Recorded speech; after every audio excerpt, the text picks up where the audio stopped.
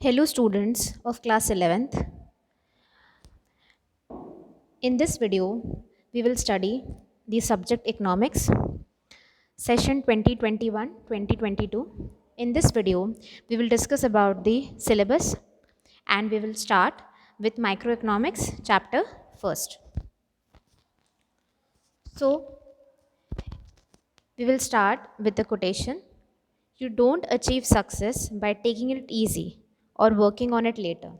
You achieve it through persistence and hard work. आप success तभी achieve करते हैं जब आप हार्ड वर्क करते हैं.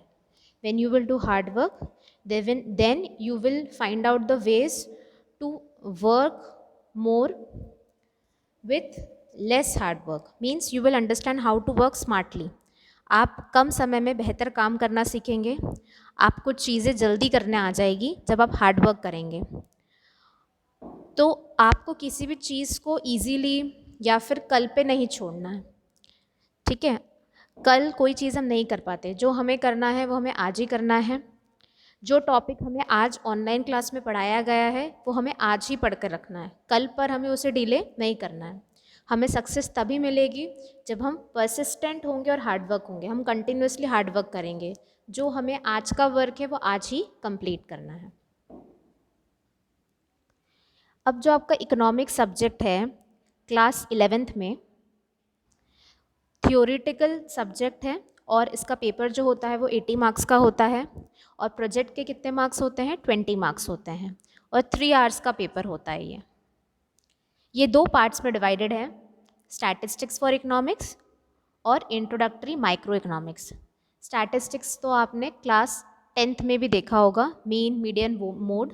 वही उसी टाइप का स्टैटिस्टिक्स फॉर इकोनॉमिक्स 11th में भी है. कुछ एडिशनल चीज़ें हैं उसके अलावा.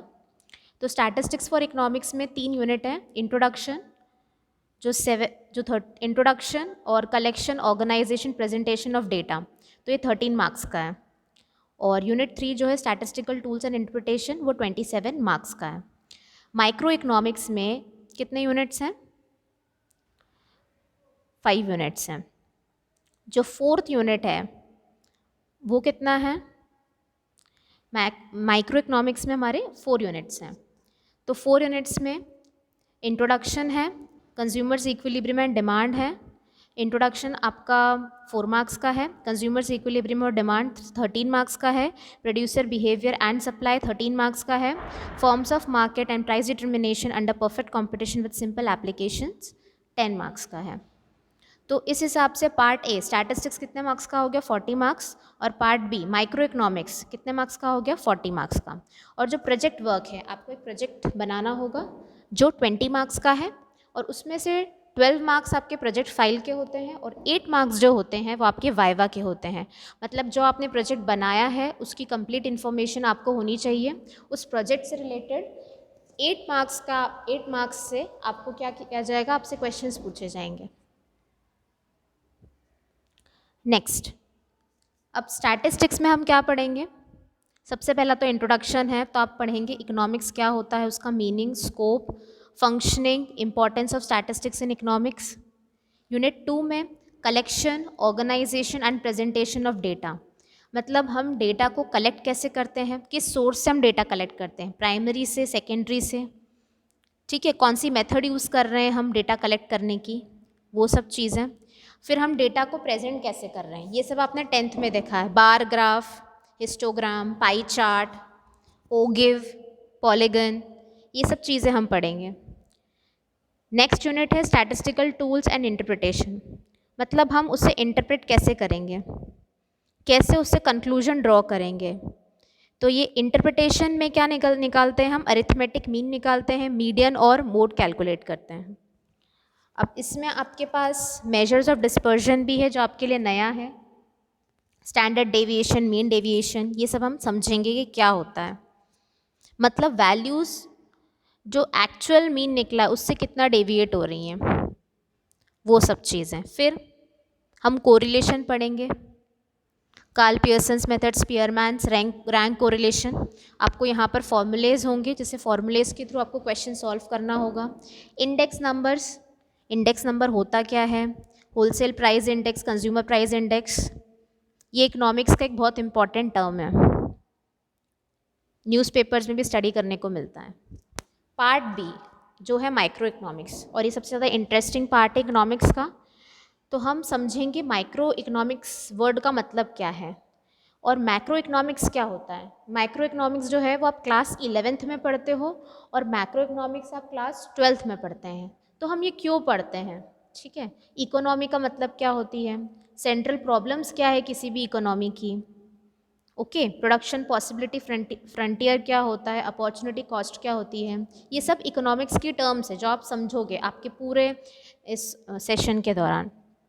कंज्यूमर्स इक्विलिब्रियम एंड डिमांड, ये सब चीज़ें क्या होती है, यूटिलिटी क्या होती है, मार्जिनल यूटिलिटी क्या होती है, law of diminishing marginal utility क्या है, okay, indifference curve analysis of consumers equilibrium, indifference curve क्या होता है, कंडीशंस ऑफ इक्विलिब्रियम क्या है, डिमांड क्या होता है, मार्केट डिमांड क्या होती है, डिटर्मिनेंट्स ऑफ डिमांड क्या होता है, डिमांड शेड्यूल क्या होता है, डिमांड कर्व क्या होता है, प्राइस इलास्टिसिटी ऑफ डिमांड क्या होती है, ये सब चीज़ें।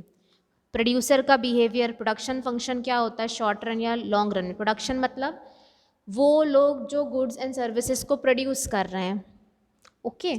कॉस्ट, टोटल कॉस्ट क्या होती है, फिक्स्ड कॉस्ट क्या होती है, वेरिएबल कॉस्ट क्या होती है, रेवेन्यू, रेवेन्यू का मतलब क्या होता है सेल्स, तो टोटल रेवेन्यू क्या होता है, एवरेज मार्जिनल रेवेन्यू क्या होता है, ठीक है। और प्रोड्यूसर इक्विलिब्रियम क्या होता है। सप्लाई के बारे में हम पढ़ेंगे, डिमांड के बारे में पढ़ा हमने, फिर हम सप्लाई के बारे में पढ़ेंगे। डिमांड और सप्लाई क्या होता है ये हम आगे समझेंगे। फिर फॉर्म्स ऑफ मार्केट पढ़ेंगे और अलग अलग मार्केट में कैसे हम प्राइस डिटरमाइन करते हैं। अलग अलग टाइप्स के मार्केट होते हैं, मोनोपोली, मोनोपोलिस्टिक कंपटीशन, उसका मीनिंग और उसके फीचर्स, ओके। और प्रोजेक्ट आपका रहेगा 20 मार्क्स का। तो आज हम स्टार्ट करेंगे माइक्रो इकोनॉमिक्स का फर्स्ट है इंट्रोडक्टरी माइक्रो इकोनॉमिक्स का फर्स्ट चैप्टर, और हमने देखा था कि ये चैप्टर कितने मार्क्स का है आपका। इंट्रोडक्शन जो है आपका 4 मार्क्स का है। तो अगर आपने ये चैप्टर बहुत अच्छे से समझ लिया है तो आपको कितने मार्क्स गेन हो जाएंगे, आपके 4 मार्क्स। और ये इकोनॉमिक्स का क्या है, बेसिस है, बेसिक है इकोनॉमिक्स का। तो इकोनॉमिक्स क्या है, what is economics about micro economics and macro economics, ठीक है। तो सबसे पहले इकोनॉमिक्स क्या है, ये एक ब्रांच ऑफ नॉलेज है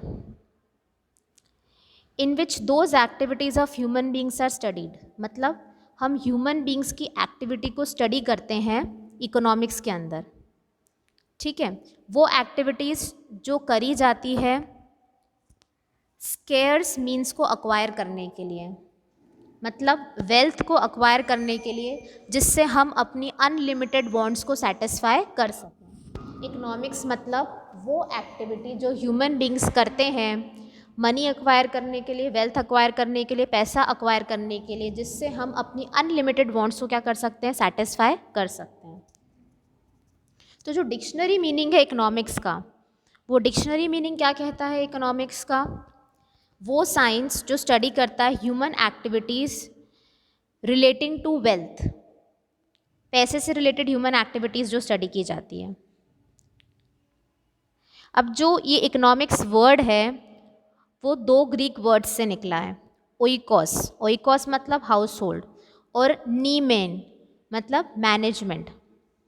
टुगेदर दे मीन, ओइकोस और नीमेन का मतलब क्या होता है, management of house hold, manage करना हाउस होल्ड को। क्योंकि ह्यूमन की वर्ड्स क्या होती है, अनलिमिटेड। अगर मेरे पास साइकिल है तो साइकिल के बाद मुझे क्या चाहिएगा, स्कूटर, फिर स्कूटर के बाद मुझे चाहिएगी बाइक, बाइक के बाद मुझे चाहिएगी कार, ठीक है। तो मेरी वांट्स क्या है, अनलिमिटेड है। और जो रिसोर्सेज है वो हमारे पास क्या है, लिमिटेड है। मेरे पास मनी जो है पॉकेट में वो लिमिटेड है, ठीक है। Human wants are unlimited but the means to satisfy them are limited और स्केर्स, लेकिन मेरे पॉकेट में जो मनी है वो स्केर्स है। The means are called wealth, मतलब जिस मनी के थ्रू मैं वो कार खरीदूंगी, साइकिल खरीदूंगी, स्कूटर खरीदूंगी, वो क्या है, वेल्थ। तो हर हाउस होल्ड क्या चाहता है, वो ये चाहता है कि वो अपनी वेल्थ को, अपने पैसे को इस तरह से यूज़ करे जिससे वो अपनी वांट्स को फुलफ़िल कर सके और उसे मैक्सिमम सेटिस्फैक्शन हो सके। मतलब वो बाइक खरीदेगा या स्कूटी या कार, मतलब स्कूटी या कार खरीदेगा, वो अपने पैसे का इस तरह से यूज़ करेगा जिससे उसका मैक्सिमम सेटिस्फैक्शन हो, उसको आने जाने में कोई दिक्कत ना हो, उसकी जो भी नीड्स है वो मैक्सिमम सेटिस्फाई हो। ओके। फिर इसी तरह जो प्रोड्यूसर होता है, जो गुड्स एंड सर्विसेज प्रोड्यूस करता है, वो क्या चाहता है, उसका मुनाफा ज़्यादा से ज़्यादा हो। तो जितने भी उसके पास रिसोर्सेज है वो इस तरह से लगाएगा कि उसका प्रॉफिट क्या हो, ज़्यादा हो। A producer tries to maximize his profits by allocating his scarce resources to the production of different goods and services. At the level of economy as a whole, maximization of satisfaction implies maximization of social welfare. अब पूरी economy as a whole को देखा जाए तो satisfaction maximum कब होगा, जब satisfaction maximum होगा तो सोसाइटी का वेलफेयर भी क्या होगा, maximum. Thus, it is to achieve the objective of maximization of satisfaction at the individual level, maximization of profit at the level of a producer, and maximization of social welfare at the level of economy as a whole, that we need to study in economics. मतलब economics में हम क्या पढ़ते हैं, maximum satisfaction एक individual level पर, maximum satisfaction profit, maximisation of profit at the level of producer, producer के level पर क्या होना चाहिए, प्रॉफिट मैक्सिमम होना चाहिए, इंडिविजुअल के लेवल पर क्या मैक्सिमम होना चाहिए, सेटिस्फैक्शन मैक्सिमम होना चाहिए, और सोशल वेलफेयर मैक्सिमम होना चाहिए इकोनॉमी एज अ होल का। और रिसोर्सेज को हमें अच्छी तरीके से एलोकेट करना है ऑल्टरनेटिव यूजेस में, इसलिए हम इकोनॉमिक्स को स्टडी करते हैं।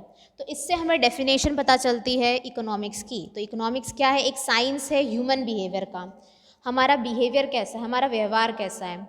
Concern with the allocation of scarce means जो कम चीज़ें हैं हमारे पास उससे related, in such a manner, इस मैनर में कि जो कंज्यूमर्स हैं वो मैक्सिमाइज़ कर पाएँ उनके सेटिस्फैक्शन को, मतलब रिसोर्सेज को इस तरह से यूज़ करना कि वो अपने सेटिस्फैक्शन को क्या कर पाए, maximise. Producers can maximise their profits, producer अपने क्या कर पाए, प्रॉफिट को मैक्सिमाइज कर पाए, और सोसाइटी क्या कर पाए, मैक्सिमाइज कर पाए अपने सोशल वेलफेयर को। So students, you have to learn this definition of economics. I hope that you have understood the definition of economics. इसका कॉन्सेप्ट क्लियर होना चाहिए आपको, ओके और आपको ये डेफिनेशन क्या करनी रहेगी, लर्न करनी रहेगी।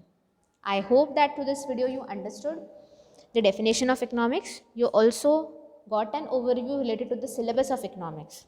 Thank you.